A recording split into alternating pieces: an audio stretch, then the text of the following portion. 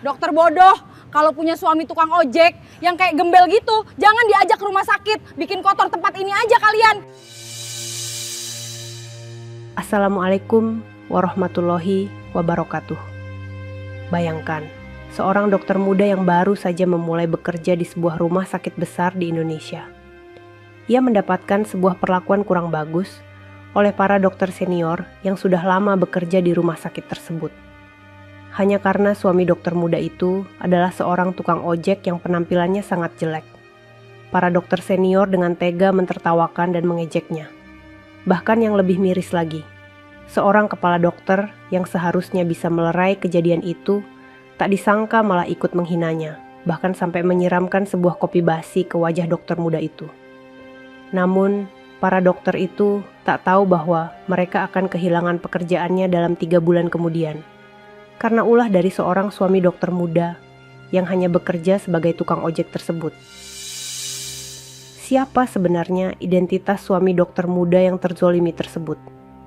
Dan mengapa suami dokter muda yang hanya bekerja sebagai tukang ojek bisa melakukan sebuah tindakan yang membuat para dokter senior itu kehilangan pekerjaannya? Saksikan kisahnya sampai akhir. Namun sahabat semuanya, sebelum kita mulai cerita ini, mari tuliskan di komentar, dari mana saja sahabat menonton cerita ini.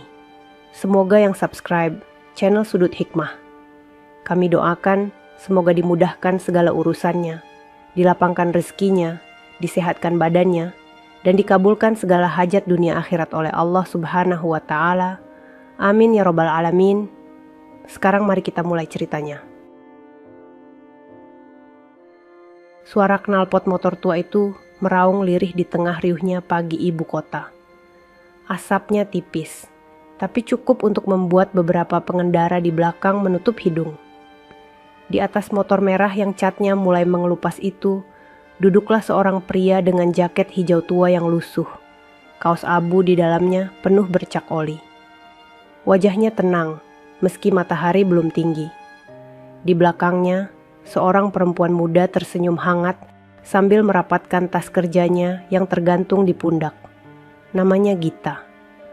Usianya baru 24 tahun. Hari itu adalah hari pertamanya bertugas sebagai dokter di rumah sakit pusat kota yang terkenal sangat bergengsi. Tapi ia tidak turun dari mobil mewah seperti rekan sejawatnya. Ia turun dari motor butut yang digenjot oleh Yuda, suaminya, yang sehari-hari dikenal orang sekitar sebagai tukang ojek.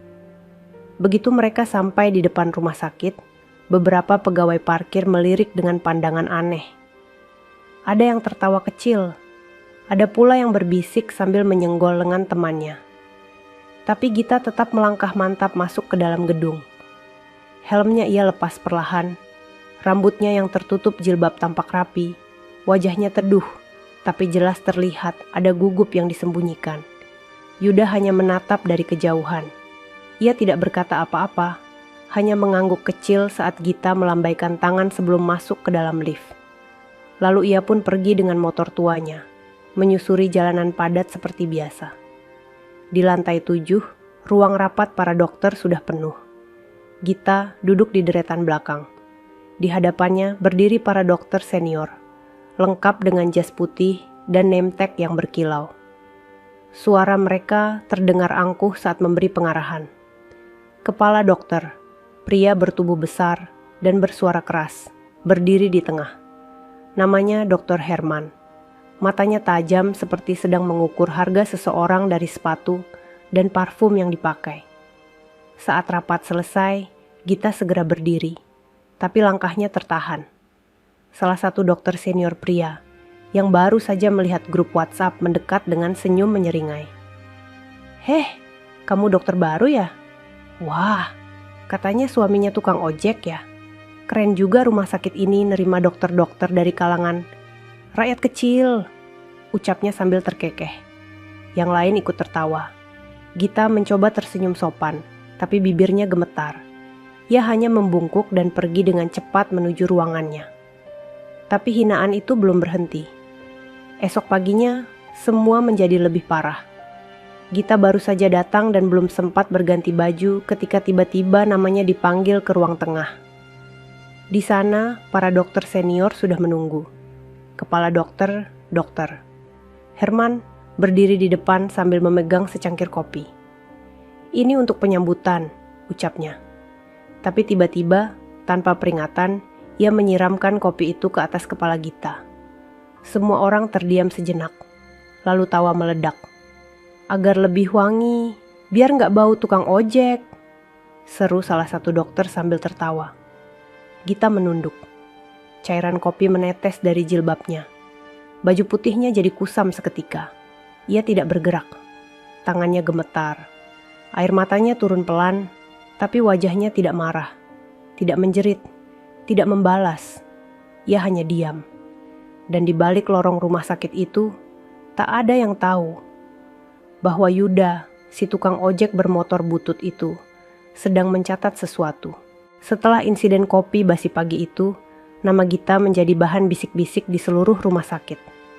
Dari ruang perawat hingga kantin staf, semua membicarakan dokter muda yang disiram di depan umum, hanya karena ia datang diantar oleh suami bermotor tua. Tak ada yang membela, tak ada yang berdiri untuknya. Di lorong-lorong rumah sakit, setiap langkah Gita seakan menimbulkan gema tawa yang tak terdengar, tapi terasa. Setiap tatapan rekan sejawatnya seperti peluru yang menembus perlahan-lahan harga dirinya. Ia masih bekerja, masih tersenyum kepada pasien, masih memeriksa dengan sepenuh hati. Namun di dalam dirinya, badai sudah mulai berputar. Malam itu, Gita pulang lebih larut dari biasanya. Wajahnya lelah, matanya sembab, tapi ia tetap menyunggingkan senyum saat melihat Yuda sudah menunggunya di gerbang rumah sakit. Motor merah itu masih setia berdiri. Yuda masih mengenakan jaket hijau tua yang sama, dengan noda bekas oli dan tambalan di ujung lengan. Ia menyambut Gita dengan tatapan penuh kelembutan, lalu membuka helm dan memakaikannya ke kepala Gita. "Kamu nggak apa-apa?" tanya Yuda dengan suara rendah. Gita hanya mengangguk pelan. Mereka melaju menembus jalanan ibu kota yang mulai sepi. Lampu jalan menyinari wajah Gita yang tertunduk di punggung Yuda. Tangannya menggenggam jaket lusuh itu dengan erat, seolah takut jika satu-satunya tempat ia bersandar itu hilang. Di rumah kecil mereka yang sempit tapi bersih, Yuda membuka laptop tuanya. Ia duduk di lantai, sementara Gita mengganti baju dan merebahkan diri. "Besok aku lanjutkan laporan malam ini," gumam Yuda membuka folder bernama RBPJS Pengawasan. Di dalam folder itu, ratusan file telah dikumpulkan. Rekaman suara, foto-foto, bukti transfer, hingga tangkapan layar percakapan antara kepala dokter dengan vendor alat medis. Semua ia dapatkan secara diam-diam, selama 6 bulan terakhir. Yuda bukan tukang ojek biasa. Ia adalah seorang dokter juga. Bukan sembarang dokter. Ia pernah bertugas sebagai kepala pengawasan di salah satu rumah sakit internasional. Namun tugas dari pemilik rumah sakit pusat kota ini menuntutnya untuk turun langsung, menyamar, dan masuk ke dalam sistem yang rusak. Dan bagian dari rencananya adalah menikahi Gita. Gita adalah mahasiswa magang paling bersih dan paling jujur yang pernah ia pantau 2 tahun lalu. Sejak itu, ia tahu jika perubahan ingin dilakukan, harus dimulai dari hati yang bersih. Maka mereka pun menikah secara sederhana.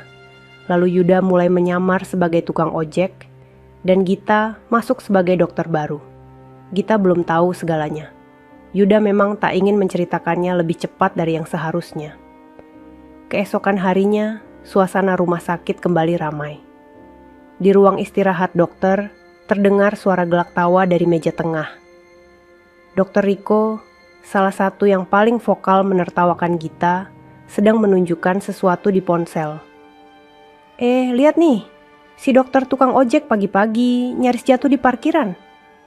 Untung mau nggak bawa pasien, katanya disambut tawa dokter lain. Gita kebetulan lewat dan mendengar semuanya. Tapi lagi-lagi, ia tidak menoleh. Ia tidak menangis. Ia hanya mempercepat langkah menuju ruang jaga. Namun ada satu hal yang tidak mereka sadari. Di atas langit-langit ruangan itu, kamera pengintai tambahan kecil sedang merekam. kamera itu dipasang oleh orang dalam, seseorang yang diam-diam menaruh alat perekam di banyak titik strategis rumah sakit. Dan hari itu, untuk pertama kalinya, Kepala Dr. Herman membuat kesalahan fatal. Ia menandatangani sebuah dokumen palsu pengadaan alat medis yang nilainya dilipat gandakan, tanpa mengecek bahwa ruang kerjanya sedang diawasi.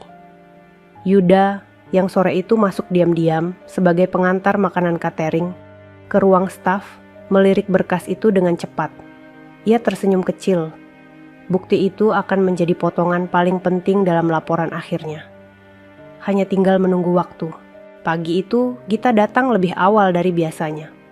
Langit masih buram, jalanan belum padat, dan motor tua yang ia naiki bersama Yuda belum lagi berasap saat mereka tiba di parkiran rumah sakit.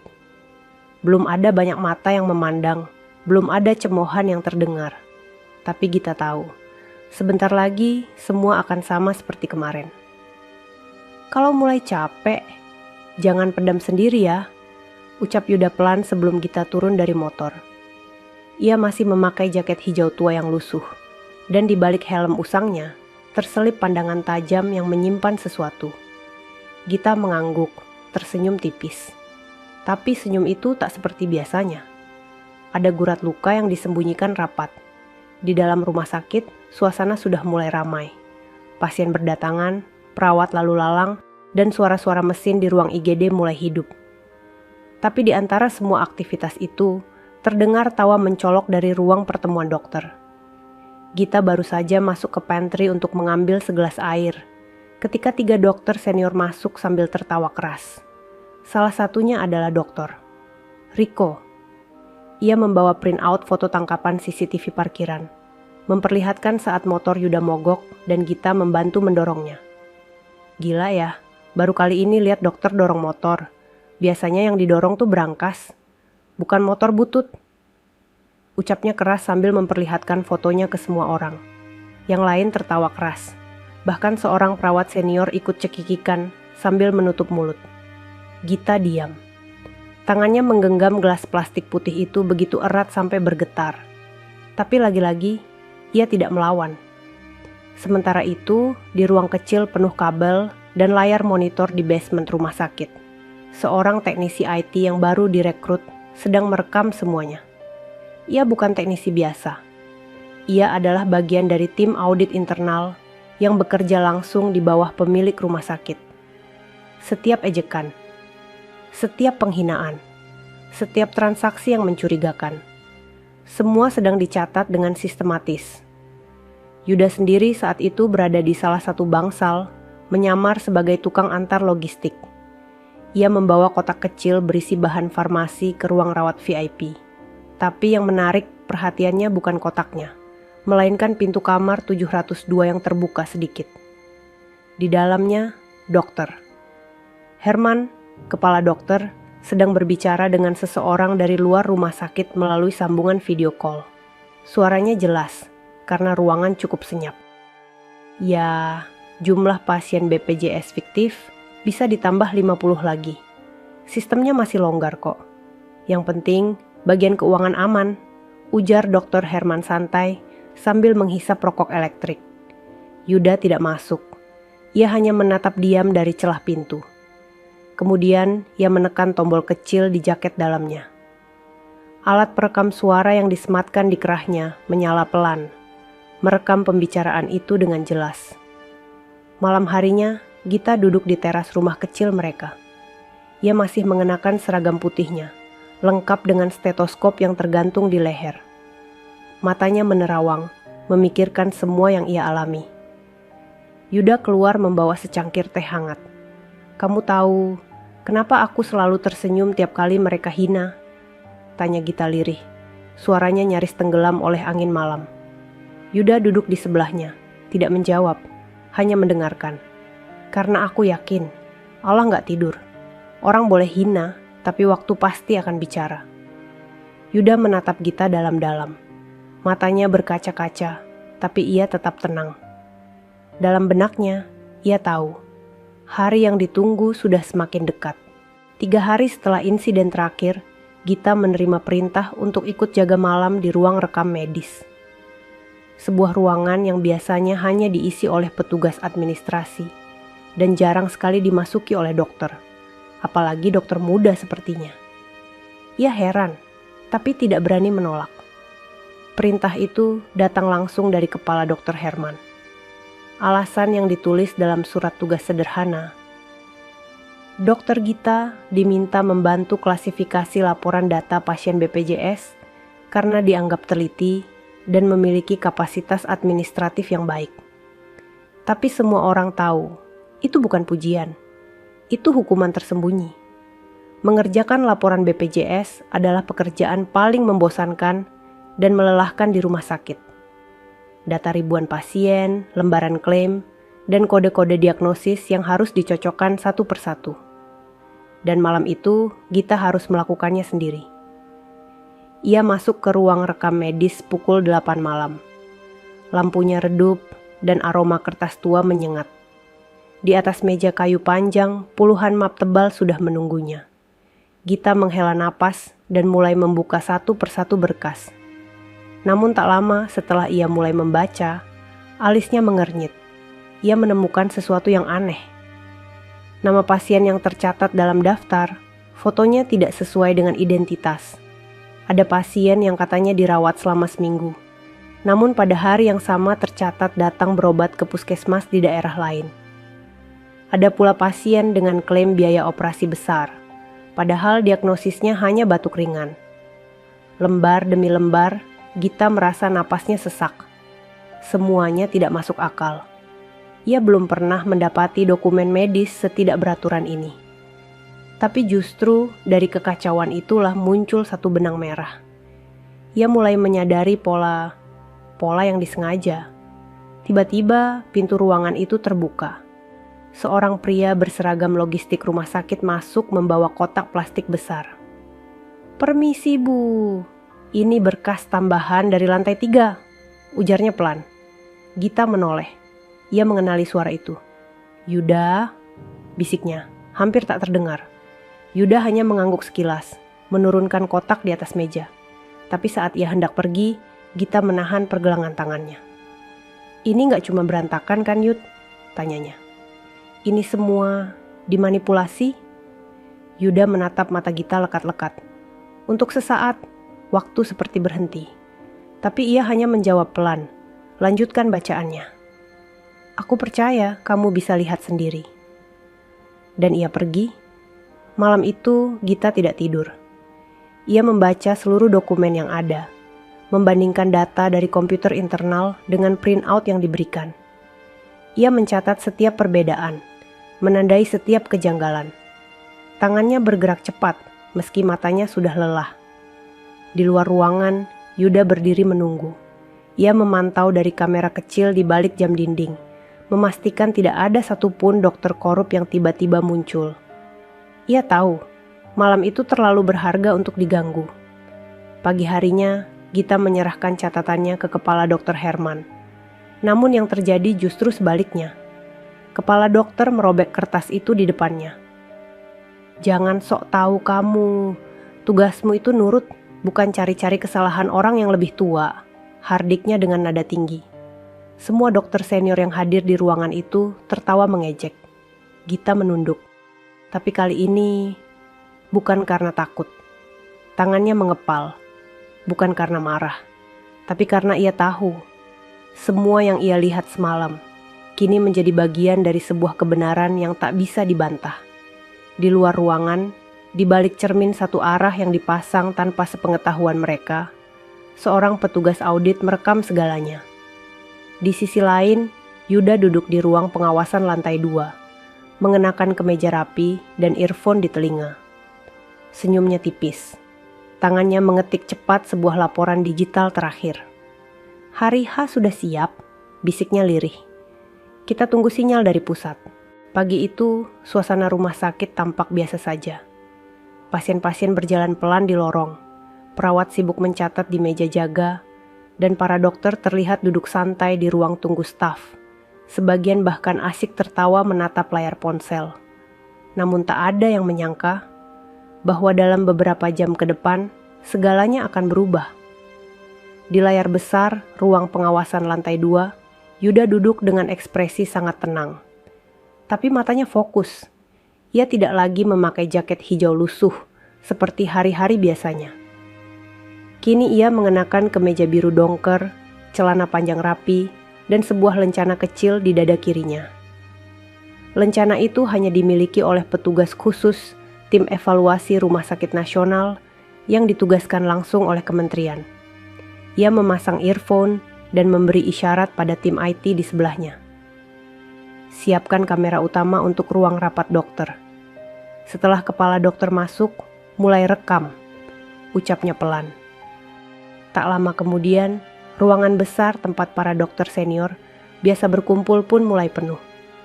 Beberapa dari mereka duduk sambil memesan kopi dari barista internal rumah sakit. Salah satu di antaranya, dokter.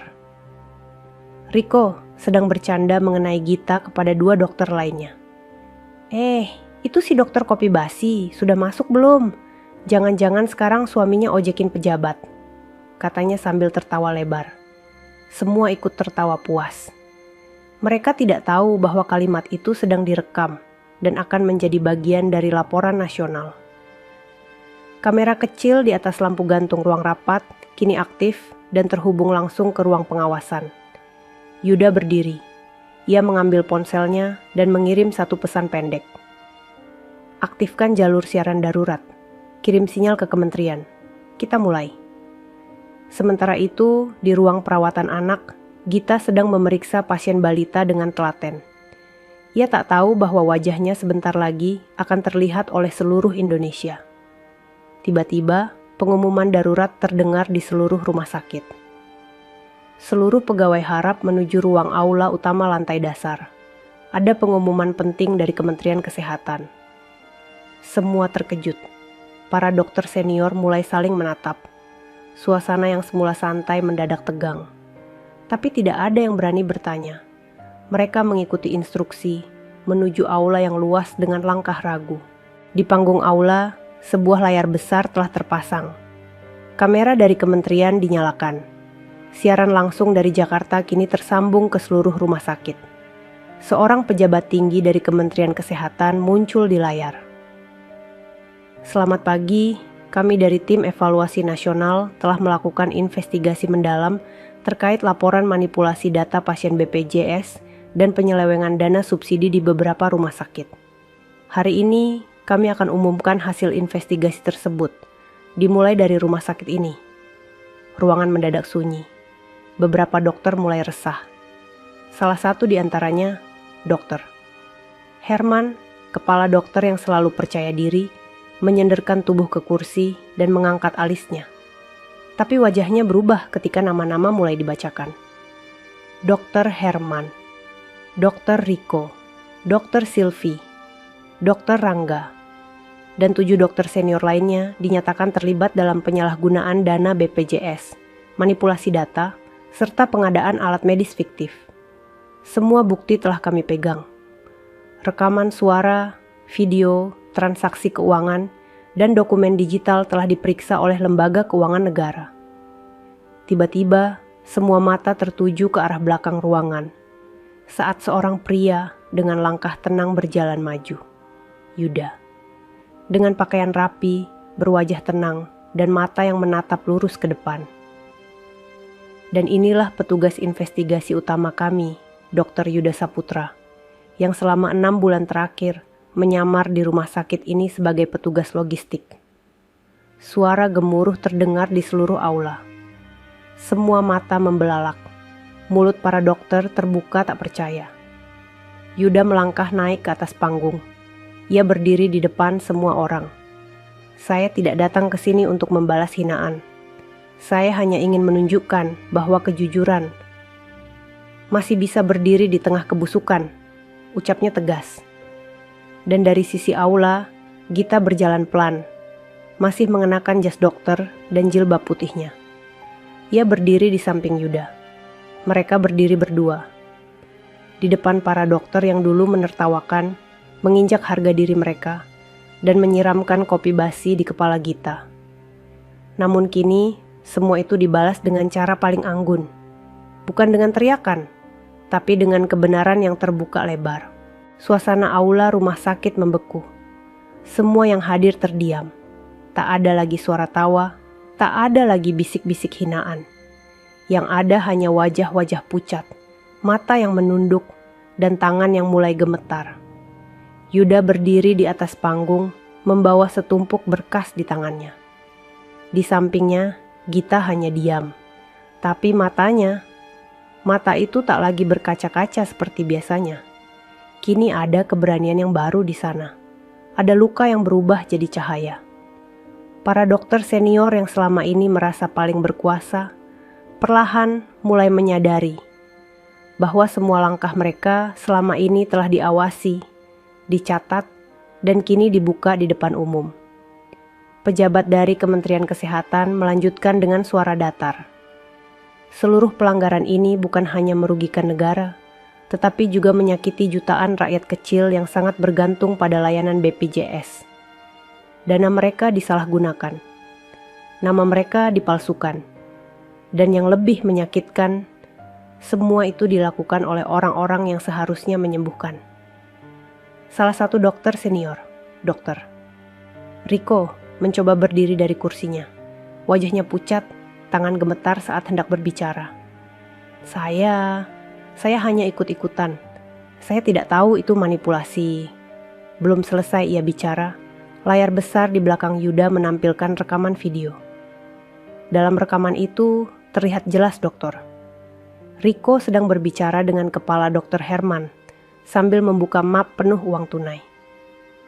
Pasien fiktif cukup 20 aja, sisanya kita split. Saya ambil 30%, sisanya buat yang lain. Suara Riko terdengar jelas, tanpa bisa dibantah. Seluruh ruangan bergemuruh. Beberapa perawat yang menyaksikan dari sisi aula menutup mulutnya. Ada yang terisak pelan. Bahkan satpam rumah sakit pun menunduk, tak percaya apa yang selama ini terjadi di balik tembok besar rumah sakit yang tampak megah itu. Kepala Dr. Herman, yang sejak tadi duduk tenang, kini memicingkan mata. Ia tahu, semua sudah selesai. Ia tidak bisa lari. Ini fitnah. Siapa kamu sebenarnya, ha? Tukang ojek sok suci? Bentaknya sambil berdiri. Tapi Yuda tidak bergeming. Ia melangkah turun dari panggung, berjalan perlahan ke arah Dr. Herman, lalu berdiri tepat di hadapannya. Wajah mereka hanya berjarak 1 lengan. Yuda membuka jaket identitasnya. Sebuah tanda pengenal berlogo kementerian terlihat jelas. Di bawahnya tertulis nama lengkap, Dokter Yuda Saputra, Master of Science, Ketua Tim Investigasi Internal Rumah Sakit Nasional. Seisi aula menghela napas dalam waktu yang sama. Selama ini saya diam, saya biarkan kalian menghina. Saya catat semuanya. Tapi bukan untuk membalas. Saya lakukan ini agar rumah sakit ini kembali ke fungsi sejatinya. Untuk menyembuhkan, bukan memperkaya diri dari orang miskin, ucap Yuda pelan, tapi penuh kekuatan. Dr. Herman terdiam, tubuhnya limbung. Beberapa petugas berseragam abu masuk ke dalam ruangan. Mereka membawa map dan satu di antaranya maju membacakan surat keputusan. Berdasarkan hasil investigasi dan laporan lengkap dari tim evaluasi, serta keputusan langsung dari Kementerian Kesehatan, maka dinyatakan, seluruh dokter yang terlibat dalam kasus korupsi dana BPJS dinonaktifkan, dicabut izin prakteknya, dan akan diproses hukum. Nama-nama disebutkan satu persatu. Gita menunduk, bukan karena malu, tapi karena ia tahu, ini bukan kemenangan, ini keadilan. Beberapa dokter menangis, yang lain berteriak protes, tapi semuanya sia-sia. Para netizen di luar sana telah menyaksikan siaran langsung ini lewat kanal TV nasional dan media sosial. Video ini tersebar cepat, masuk ke trending topik, dan dalam waktu kurang dari 1 jam, nama-nama mereka menjadi pusat hujatan publik. Tapi di antara semua komentar pedas dari netizen, ada satu komentar yang ditulis ribuan kali. Terima kasih Dokter Gita dan suaminya. Kalian berdua malaikat yang dikirim Allah untuk rakyat kecil. Hari itu, berita tentang pengungkapan kasus korupsi dana BPJS di rumah sakit pusat kota meledak ke seluruh penjuru negeri. Semua stasiun televisi menyiarkan ulang cuplikan siaran langsung yang terjadi di aula rumah sakit tadi pagi. Media daring penuh dengan potongan video saat Yuda membuka identitasnya, dan saat Gita berdiri di sampingnya tanpa kata, hanya dengan tatapan teduh yang menampar semua kesombongan yang selama ini menghujaninya. Judul-judul berita mulai bermunculan. Suami tukang ojek, ternyata dokter intelijen kesehatan, bongkar mafia BPJS. Dokter muda disiram kopi, balas dengan data dan kejujuran. Mereka hina, tapi Allah angkat derajat. Di rumah kecil di pinggir kota, yang dindingnya masih terbuat dari papan dan catnya mulai mengelupas, Gita duduk di depan layar laptop. Ia membaca setiap komentar dari netizen. Air matanya tak berhenti menetes. Bukan karena sedih, tapi karena akhirnya semua luka itu berubah jadi cahaya. Yuda datang dari belakang, membawa 2 gelas teh hangat. Ia duduk di samping Gita, lalu menatap layar itu bersama-sama.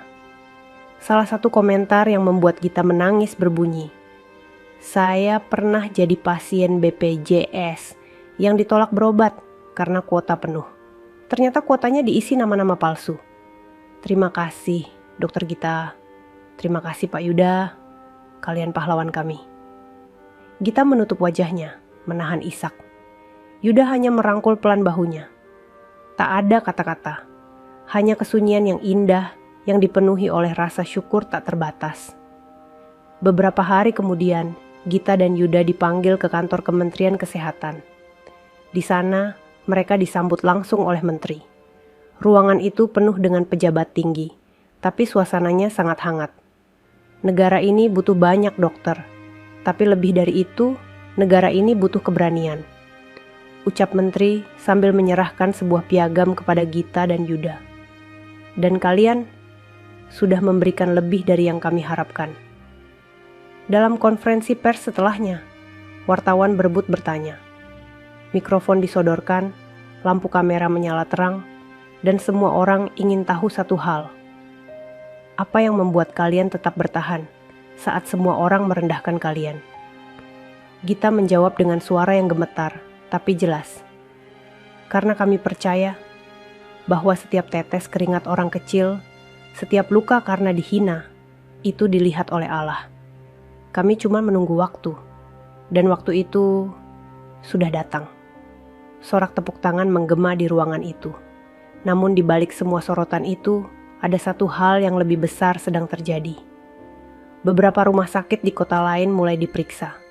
Tim dari kementerian memperluas penyelidikan. Nama-nama yang selama ini bermain aman mulai ketakutan. Kebenaran yang dibuka oleh Gita dan Yuda menjadi bola salju yang tidak bisa dihentikan. Dan masyarakat kini punya harapan baru. Mereka tahu bahwa masih ada dokter-dokter jujur di negeri ini. Masih ada orang-orang yang tidak bisa dibeli, bahkan dengan kekuasaan dan uang. Di rumah sakit tempat Gita dulu disiram kopi basi, kini suasananya sangat berbeda. Para dokter senior telah digantikan oleh wajah-wajah muda yang semangat. Sistem diperbaiki, ruang rekam medis dibersihkan. Bahkan bangsal kelas 3 kini tampak lebih manusiawi. Semuanya berubah karena satu perempuan muda yang tetap bersabar dan satu pria sederhana yang diam-diam membawa badai. Dan kini, setiap pagi, motor butut itu masih ada. Tapi bukan lagi membawa beban hinaan. Kini, motor itu membawa harapan. Langit sore tampak memerah saat Gita dan Yuda melintasi jalanan ibu kota dengan motor tua mereka. Suaranya masih berderak-derak, gasnya masih sesekali batuk-batuk, dan joknya pun tetap robek di beberapa sisi. Namun kini, tak ada lagi tatapan hina di lampu merah. Tak ada lagi gelak tawa di parkiran rumah sakit. Yang ada justru senyum tulus dari para pejalan kaki, anggukan hormat dari petugas keamanan, dan lambaian tangan kecil dari anak-anak sekolah yang mengenali wajah mereka dari televisi. "Bu dokter, Pak Yuda," seru seorang bocah dari trotoar sambil berlari kecil. Gita membalas dengan lambaian tangan, senyumnya mengembang, matanya basah. Ia tak pernah bermimpi dikenal, apalagi dihormati. Ia hanya ingin menjalani hidup sebagai dokter biasa, menyembuhkan orang, dan hidup tenang bersama suaminya. Tapi hidup kadang punya jalan yang lebih mulia dari yang kita rancang. Di lampu merah, Yuda menoleh pelan ke arah Gita. "Masih mau naik motor ini?" tanyanya sambil tersenyum nakal. Gita tertawa pelan. "Selama yang bawa kamu, aku gak keberatan." Lampu hijau menyala dan mereka melaju perlahan menuju rumah. Tapi sebelum sampai, Yuda mengubah arah. Ia membawa Gita ke sebuah tempat yang asing baginya. Jalan itu penuh gedung tinggi dan mobil mewah, jauh dari gang sempit yang biasa mereka lewati. "Kita mau kemana?" tanya Gita bingung. Yuda tidak menjawab. Ia hanya berhenti di depan sebuah gedung kaca, bertuliskan Pusat Transparansi dan Audit Rumah Sakit Nasional. Gita turun perlahan. Ia melihat ke sekeliling. Beberapa orang berseragam kementerian menyapa Yuda dengan hormat. Yuda mengajak Gita masuk. Di dalamnya ada ruangan besar dengan puluhan monitor, papan data elektronik, dan tim yang bekerja penuh semangat. Suasananya seperti pusat komando. "Mulai minggu depan, kamu akan kerja di sini," ucap Yuda sambil menyerahkan map kecil kepada Gita. Gita membuka map itu perlahan. Di dalamnya ada surat penugasan resmi. Nama, Dokter Gita Aulia Rahma. Posisi, Wakil Direktur Divisi Etika Medis dan Evaluasi Pelayanan Publik. Gita menatap Yuda dengan mata membesar. "Aku? Ini terlalu besar, Yud." Yuda menggeleng. "Bukan soal besar atau kecil, Git. Tapi soal siapa yang pantas berdiri di tempat yang benar. Kamu sudah bertahan saat semua menjatuhkan. Kamu layak berada di sini. Negara butuh orang jujur sepertimu." Gita tak mampu berkata-kata. Ia hanya menunduk, menggenggam surat itu erat-erat, seolah takut jika semua ini hanya mimpi. Beberapa hari kemudian, Gita mulai bertugas di kantor barunya. Ia mengenakan seragam rapi berwarna krem muda, dengan lencana kecil di dada kirinya. Tapi meski posisinya sudah tinggi, wajah dan sikapnya tetap sederhana. Ia tetap menyapa semua petugas kebersihan, tetap makan di kantin yang sama dengan staf biasa, dan tetap naik motor butut yang dikemudikan Yuda.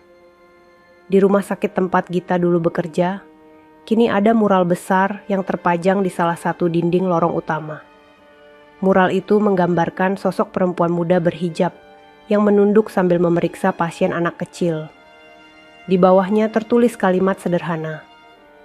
Tak perlu datang dengan mobil mewah, cukup datang dengan hati yang bersih.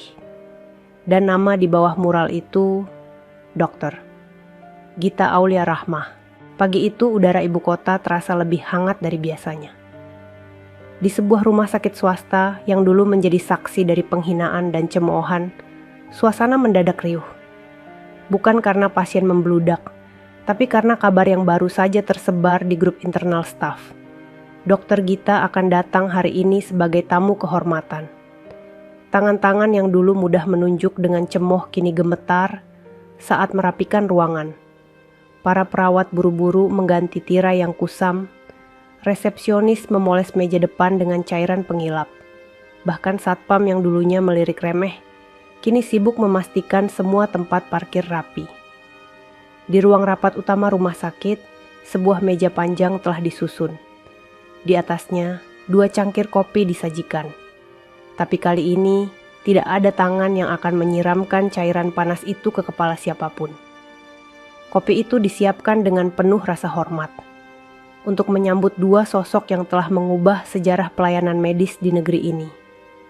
Beberapa menit kemudian, terdengar suara langkah kaki dari ujung lorong. Gita masuk terlebih dahulu, mengenakan jas dokter berwarna putih gading dengan bordiran lambang kementerian di sisi kanan dada.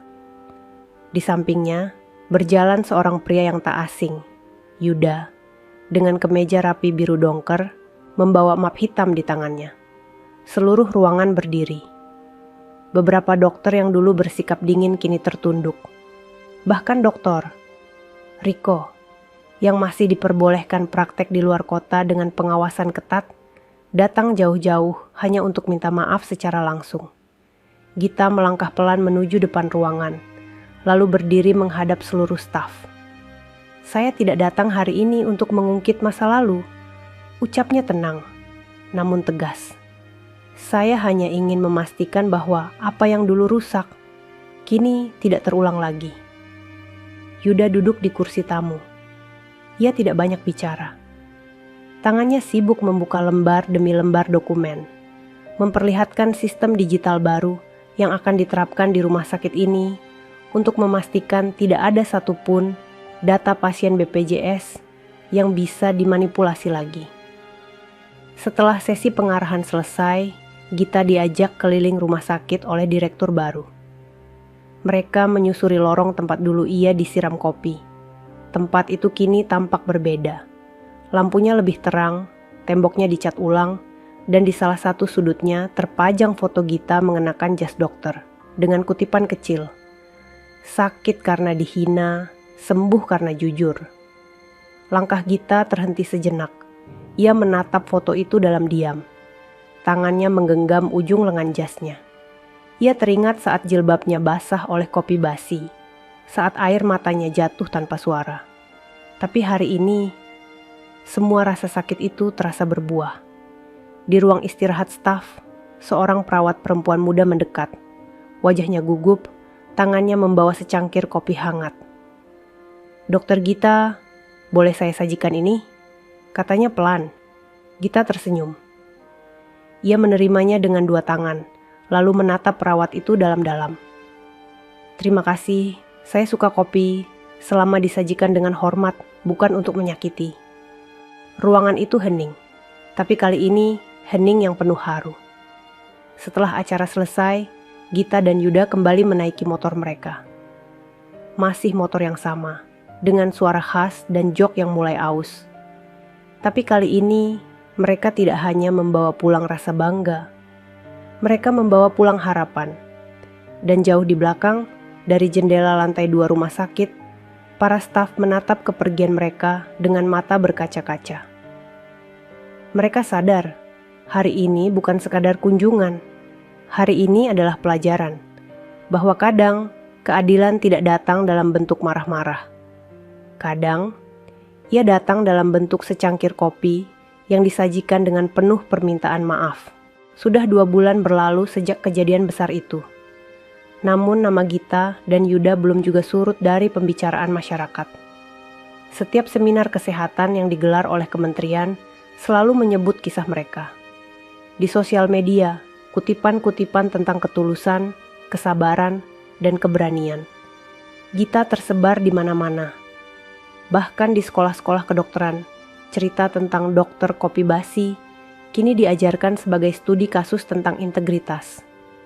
Namun kehidupan mereka tak berubah mewah. Gita masih bangun pagi seperti biasa, masih menyiapkan teh hangat untuk Yuda, dan Yuda masih memperbaiki motor tuanya setiap pekan di bengkel kecil langganan. Mereka tak ingin menjadi sosok yang menjauh dari akar, karena bagi mereka, akar itulah yang justru menyelamatkan mereka dari ambruknya dunia yang busuk. Suatu sore, setelah menyelesaikan tugasnya di kantor pusat transparansi, Gita mendapat panggilan telepon dari rumah sakit tempat ia pertama kali bekerja. Tapi bukan dari dokter atau perawat. Suaranya lebih tua, lebih pelan, dan terdengar seperti menyimpan rasa bersalah yang dalam. "Dokter Gita, saya Andri. Saya petugas kebersihan. Dulu, saya cuma bisa lihat ibu disiram kopi itu dari balik pintu. Saya takut. Saya nggak berani bantu, tapi sekarang saya tahu, harusnya saya berdiri di samping ibu waktu itu." Gita diam sejenak. "Pak Andri, semua orang punya waktu untuk berani, dan sekarang Bapak sedang menggunakannya." 3 hari kemudian, Gita kembali ke rumah sakit itu. Bukan untuk memberi ceramah, bukan untuk evaluasi, tapi karena ada satu permintaan yang tak bisa ia tolak. Seorang pasien BPJS dari desa jauh datang, membawa bayi berusia 2 bulan yang mengalami infeksi paru-paru.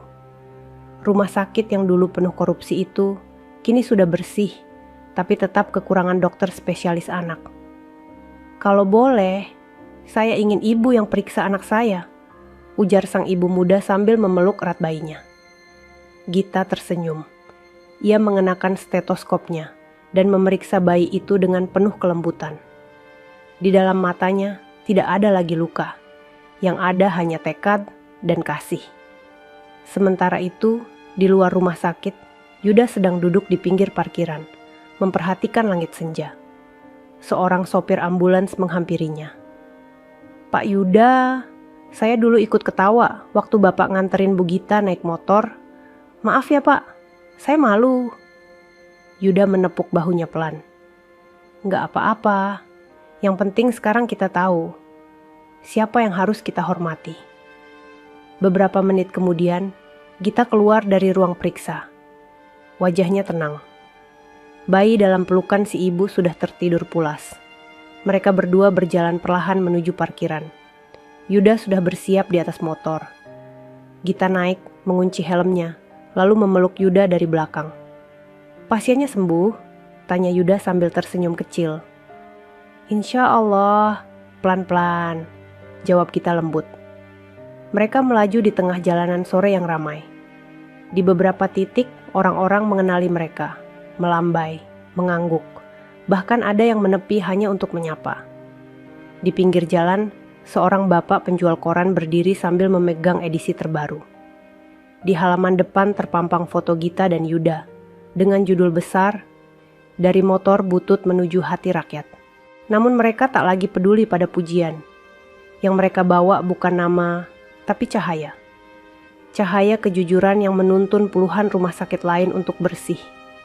Cahaya keberanian yang menyalakan semangat bagi para dokter muda yang takut melawan sistem. Dan cahaya itulah yang akan terus mereka jaga.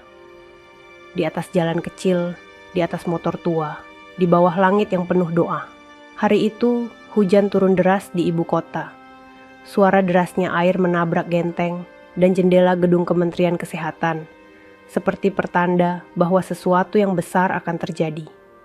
Di lantai 17, ruang Direktur Utama Pusat Audit dan Pengawasan Rumah Sakit Nasional, suasana mendadak hening. Yuda berdiri menghadap jendela, memandangi genangan air yang perlahan menutupi halaman parkir. Di tangannya, sebuah berkas merah berisi laporan dari 5 rumah sakit daerah yang masih ditemukan manipulasi data pasien BPJS. Ia tahu, perjuangan belum selesai. Pintu ruangan itu terbuka. Gita masuk, mengenakan jas putih bersih, rambutnya yang tertutup jilbab tampak rapi, dan ekspresinya tenang. "Ada undangan untukmu, dari istana," ucapnya sambil menyerahkan map undangan berwarna emas. Yuda tidak langsung membuka. Ia menatap Gita lama. "Kamu yakin kita harus datang?" tanyanya pelan. Gita mengangguk. "Rakyat yang menunggu kita ada di mana-mana, Yud. Bahkan di tempat yang paling tinggi sekalipun. Kita datang, bukan untuk kehormatan, tapi untuk memastikan suara mereka terdengar." Yuda akhirnya membuka map itu. Di dalamnya, surat resmi bertanda tangan Presiden langsung. Mereka diundang ke Istana Negara untuk menerima penghargaan Pejuang Integritas Pelayanan Publik tahun ini. Namun bagi mereka berdua, penghargaan itu bukanlah puncak. Puncak itu adalah ketika rakyat kecil tak lagi ditolak karena sistem korup. Ketika ibu hamil di desa bisa melahirkan tanpa diperas biaya. Ketika anak yatim yang demam tak harus menunggu karena datanya hilang dari sistem. 3 hari kemudian, Gita dan Yuda berdiri di halaman Istana Negara. Mereka mengenakan pakaian paling sederhana yang mereka miliki. Gita memakai kebaya putih dengan kerudung pastel, dan Yuda mengenakan kemeja bersih dengan jas tua yang ia simpan sejak masa kuliah kedokteran. Di hadapan mereka, Presiden berdiri dengan wajah hormat. Ribuan pasang mata menyaksikan, termasuk media nasional dan internasional. Namun saat mikrofon disodorkan, Gita tidak berbicara tentang penghargaan, tidak menyebut soal dirinya. Ia bicara tentang Pak Roni, supir angkot yang anaknya wafat karena ditolak rumah sakit. Ia bicara tentang Ibu Komariah, penjual sayur yang ditipu petugas administrasi agar membayar biaya inap, padahal ia terdaftar sebagai peserta BPJS aktif. Ia bicara tentang puluhan ribu rakyat biasa yang selama ini menjadi korban sistem yang disalahgunakan oleh mereka yang merasa paling tahu. Jika kami dipanggil ke sini hanya karena menyuarakan kejujuran, maka biarlah suara ini terus kami bawa ke lorong rumah sakit, ke meja direktur, bahkan ke warung kopi tempat rakyat kecil mengeluh tentang hidup mereka yang tidak pernah dianggap, ucap Gita di hadapan semua yang hadir. Yuda berdiri di sampingnya, hanya mengangguk. Ia tidak pandai bicara, tapi semua orang tahu, ia adalah alasan mengapa kisah ini bisa terjadi. Setelah acara selesai, Gita dan Yuda tidak langsung pulang. Mereka naik motor tuanya, menyusuri jalanan belakang istana, lalu berhenti di sebuah gang kecil. Di sana ada satu klinik sederhana yang mereka bantu dirikan dengan uang pribadi mereka. Klinik itu bernama Klinik Harapan Rakyat.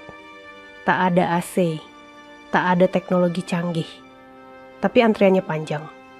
Dan satu hal yang pasti, tak ada pasien yang ditolak di sana. Pagi itu langit mendung menyelimuti kota.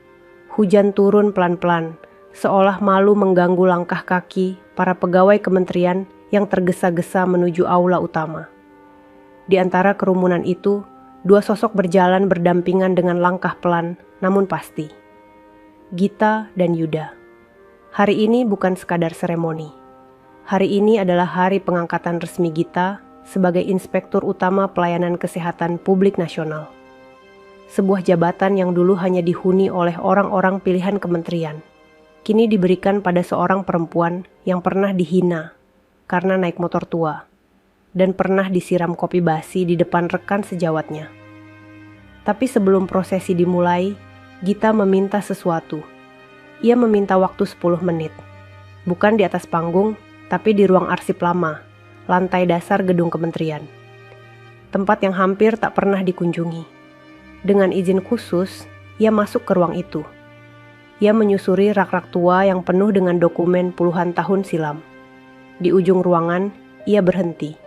Di sana tergantung sebuah papan kayu kecil bertuliskan Departemen Penanganan Keluhan Masyarakat, tahun 1998, nonaktif.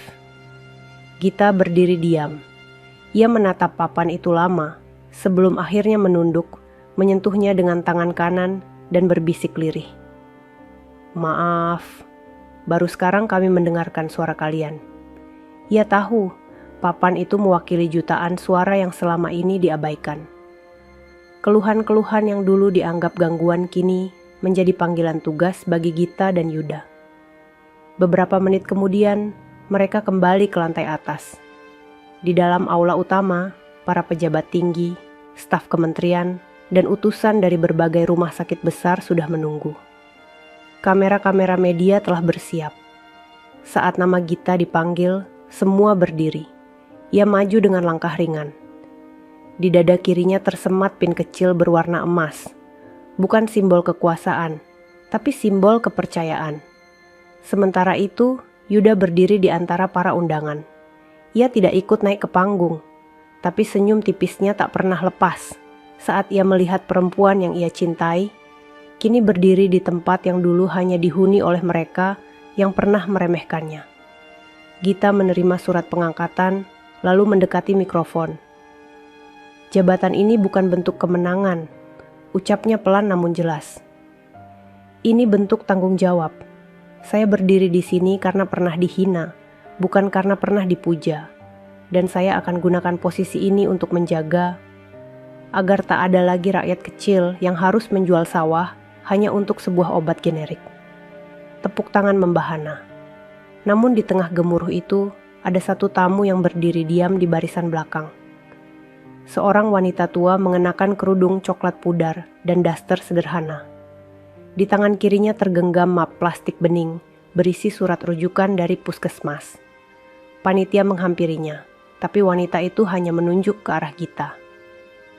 Boleh saya? Nitip surat ini. Anak saya butuh operasi. Saya nggak tahu harus kemana lagi. Tapi saya percaya. Yang itu, ujarnya sambil menunjuk ke arah Gita yang masih di atas panggung. Bisa bantu. Panitia tertegun. Mereka menatap surat itu, lalu membawanya ke atas panggung. Gita menerimanya dengan 2 tangan, membaca isinya, lalu tersenyum. Ia menoleh ke arah petugas. Langsungkan prosesnya.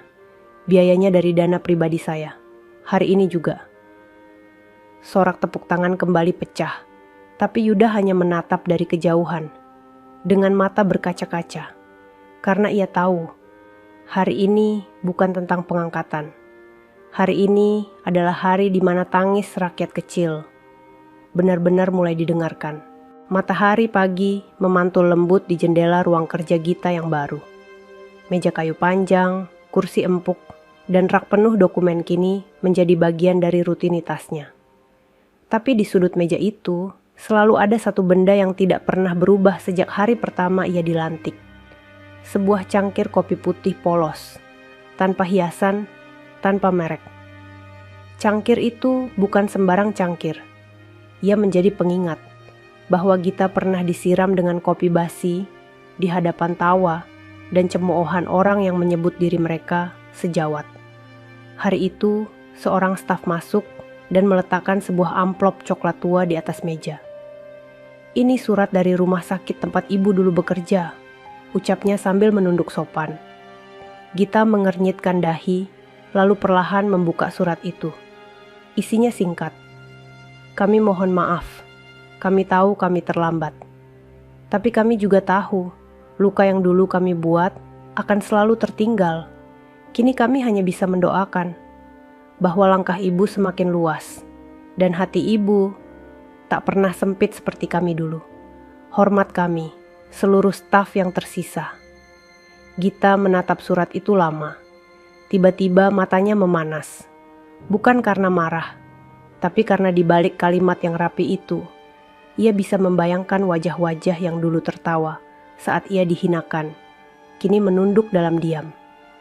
Tapi bukan permintaan maaf itu yang membuatnya menangis, melainkan selembar foto kecil yang terselip di balik surat. Foto ruang istirahat rumah sakit lama. Di dindingnya kini terpajang potret Gita sedang memeriksa pasien anak, dengan tulisan di bawahnya, "Kami pernah mencibir mata jujur ini, kini kami menunduk di hadapannya." Hari itu, Gita tak pergi ke kantor pusat seperti biasanya. Ia meminta izin untuk turun langsung ke salah satu rumah sakit kecil di pinggiran Bekasi. Rumah sakit itu dikenal karena fasilitasnya sangat terbatas, tapi pasiennya membludak tiap hari. Yuda mengantarnya seperti biasa. Motor tua mereka masih menyala dengan suara khasnya, meskipun kini sudah dilengkapi knalpot baru yang lebih senyap. Di jalan, beberapa orang masih melirik dan menyapa, tapi tidak ada yang menertawakan lagi. Sampai di rumah sakit kecil itu, Gita masuk tanpa banyak bicara. Ia langsung menyusuri lorong demi lorong, menyapa para perawat yang kelelahan, melihat bayi-bayi yang menangis karena kehabisan tabung oksigen, dan pasien-pasien yang mengantre dengan kartu BPJS lusuh di tangan mereka. Ia menghampiri meja pendaftaran. "Apa kendala paling besar kalian di sini?" tanyanya kepada kepala perawat. Perawat itu menunduk, lalu menunjuk ke arah belakang. "Ruangan itu, Bu, kami tidak bisa buka karena listriknya rusak. Padahal itu bisa jadi ruang rawat tambahan." Gita berjalan ke arah ruangan itu. Pintu kayunya sudah rapuh. Jendelanya ditutupi plastik bening. Di dalamnya kosong. Tapi Gita bisa melihat potensi yang tersembunyi. Ia menoleh ke Yuda yang ikut berdiri di belakang. "Setuju kalau ini jadi prioritas pertama kita?" tanyanya. Yuda tersenyum. "Sejak kapan aku bilang tidak?" Sore itu, Gita langsung memanggil tim dari kementerian. Dana disalurkan. Alat-alat dikirimkan, relawan dikumpulkan. Dan 2 minggu kemudian, ruangan itu berubah menjadi ruang rawat anak, dengan fasilitas paling lengkap di seluruh wilayah Bekasi. Di atas pintu ruangan dipasang nama baru, Ruang Rawat Aulia Saputra. Pasien BPJS yang dulu hanya bisa menunggu di lorong kini, punya tempat tidur yang layak. Anak-anak yang dulu menangis karena ditolak, kini menangis karena sembuh. Dan saat para ibu menyalami Gita, mereka berkata pelan, "Terima kasih, Bu. Kami tidak kenal ibu secara langsung, tapi kami sudah lama mengenal nama ibu dari doa-doa kami. Hari itu hari Sabtu. Gedung kampus Fakultas Kedokteran di sebuah universitas negeri terlihat lebih ramai dari biasanya. Mahasiswa tingkat akhir berkumpul dalam satu aula besar untuk menghadiri kuliah umum istimewa yang telah diumumkan seminggu sebelumnya. Di layar besar di atas panggung, nama pembicara terpampang jelas. Dr. Gita Aulia Rahmah, Inspektur Utama Pelayanan Kesehatan Publik Nasional. Bagi sebagian mahasiswa, nama itu sudah seperti legenda. Mereka mengenalnya bukan dari buku teks, tapi dari kisah yang menyebar di media sosial, dari video pidato, dan dari ibu-ibu rumah tangga yang berkata, "Kalau kamu jadi dokter, jadilah seperti Ibu Gita." Namun mereka tidak pernah menyangka bahwa hari ini mereka akan melihatnya secara langsung. Di luar aula, Gita baru saja turun dari motor tuanya. Yuda memarkir motor seperti biasa di pojok halaman kampus, tanpa pengawalan, tanpa protokol khusus. Ia menepuk bahu Gita pelan. "Kamu yakin mau masuk lewat pintu samping?" Gita mengangguk. "Biar mahasiswa tahu, aku masuk dari pintu yang sama seperti mereka." Saat memasuki aula, semua mata langsung tertuju padanya. Tak ada musik, tak ada pengumuman. Tapi suasana mendadak hening. Para mahasiswa berdiri tanpa disuruh. Mereka tahu, yang datang bukan hanya seorang pejabat, tapi seseorang yang telah melewati gelombang hinaan dengan kepala tegak. Gita melangkah ke atas panggung dan berdiri di depan mikrofon. Suaranya tenang, namun langsung meresap ke hati setiap orang yang mendengarnya. "Saya berdiri di sini bukan karena saya paling pintar. Bahkan dulu saya pernah direndahkan di depan dokter-dokter senior. Hanya karena saya datang naik motor tua, diantar suami saya yang mereka kira hanya tukang ojek. Tapi hari ini saya ingin kalian tahu bahwa menjadi dokter bukan tentang kendaraan apa yang kalian bawa, tapi tentang niat apa yang kalian simpan di hati." Suara tepuk tangan terdengar. Tapi Gita melanjutkan dengan perlahan. Suaranya menjadi lebih dalam. "Ilmu yang kalian pelajari akan membuka luka, tapi hati kalianlah yang akan menyembuhkan." Beberapa mahasiswa mulai meneteskan air mata. Tak sedikit yang merekam diam-diam. Tapi tidak ada yang bicara. Mereka hanya mendengarkan, dengan dada yang sesak oleh haru. Setelah kuliah umum selesai, dekan fakultas mengajak Gita berkeliling. Ia memperlihatkan satu ruang kelas baru di lantai 3 yang masih dalam tahap renovasi. "Ruang ini akan kami gunakan sebagai kelas integritas dan etika pelayanan," ujar sang dekan. "Dan kami bersepakat memberi nama ruangan ini." Ia membuka penutup kain di atas plakat tembaga yang tertempel di dinding. "Kelas Gita Aulia Rahmah." Gita tertegun. Mulutnya terbuka tapi tak mampu berkata apa-apa. Matanya berkaca-kaca, namun ia menahannya dengan senyum kecil.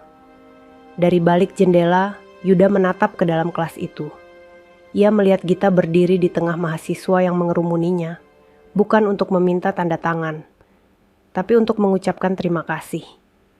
Di luar gedung, hujan mulai turun lagi, tapi tidak deras, hanya rintik lembut, seolah langit pun ikut tersenyum. Sebelum pulang, Gita menuliskan sebuah kalimat kecil di whiteboard kelas itu. Hanya satu kalimat. "Kalau kamu lelah belajar, ingatlah. Banyak orang miskin sedang berharap kamu menjadi dokter yang jujur." Subuh baru saja lewat. Di sebuah musala kecil di gang sempit perkampungan, suara lantunan Al-Quran terdengar lirih. Tidak ada kipas angin, hanya tikar lusuh dan cahaya lampu redup yang menggantung di tengah-tengah. Di saf paling depan, berdiri seorang pria mengenakan sarung coklat tua dan baju koko sederhana yang warnanya mulai pudar. Yuda. Di sampingnya, seorang perempuan bersujud lama. Nafasnya pelan, ucapannya tak terdengar, namun setiap sujudnya seperti membawa berat dunia. Lalu diangkat tinggi-tinggi oleh langit. Gita. Setelah salam terakhir, mereka duduk berdampingan.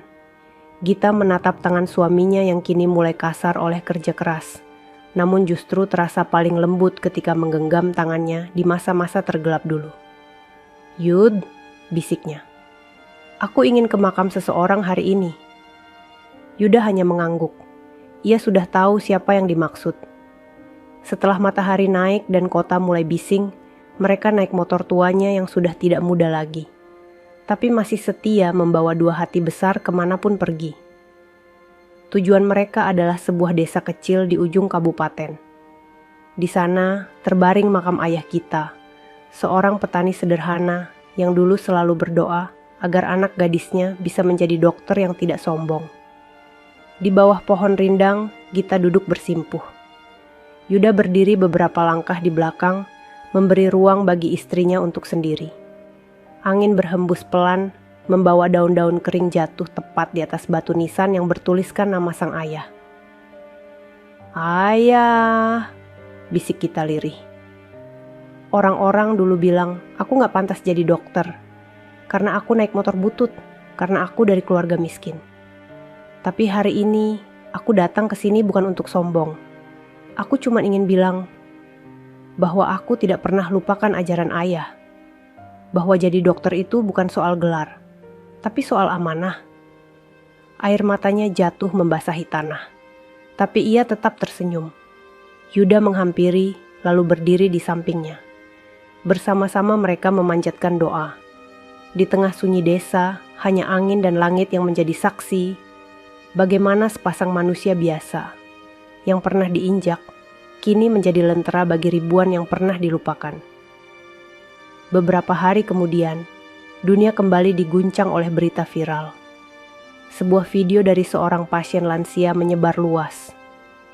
Dalam video itu, seorang nenek mengisahkan bagaimana ia datang ke rumah sakit kecil tanpa kartu identitas, tanpa uang, hanya membawa surat rujukan dari bidan desa. Tapi waktu saya bilang saya nggak punya BPJS, petugasnya cuma senyum dan bilang, "Kalau ibu jujur, kami akan bantu sebisanya." Air mata nenek itu jatuh. Lalu kamera menyorot tulisan kecil di belakang loket administrasi. "Kami tak dibayar untuk menolak rakyat miskin. Kami dibayar untuk melayani mereka." Dan tepat di bawah tulisan itu tertulis, Program Nasional Etika Layanan Publik, Gita dan Yuda Foundation. Hari itu, media sosial kembali gempar. Bukan karena skandal, tapi karena harapan. Beberapa waktu kemudian, Gita dan Yuda duduk di atas bukit kecil yang menghadap ke kota. Lampu-lampu malam tampak seperti bintang yang tumpah ke bumi. "Kalau semua ini hilang suatu hari nanti," kata Gita pelan, "kita masih punya apa, Yud?" Yuda menjawab tanpa ragu, "Kita masih punya jalan pulang, dan jalan itu akan selalu dipenuhi doa dari orang-orang yang pernah kita tolong." Malam itu, mereka bersujud di atas tanah, di bawah langit, bukan untuk minta dipuji, tapi sebagai tanda terima kasih kepada Yang Maha Mengetahui semua luka, semua sabar, dan semua perjuangan. Dan di detik itu juga, langit tersenyum. Tamat. Sahabat semuanya, ceritanya telah selesai. Terima kasih sudah menyimak cerita tadi hingga selesai. Semoga cerita tadi bisa memberikan banyak pelajaran kepada kita semua.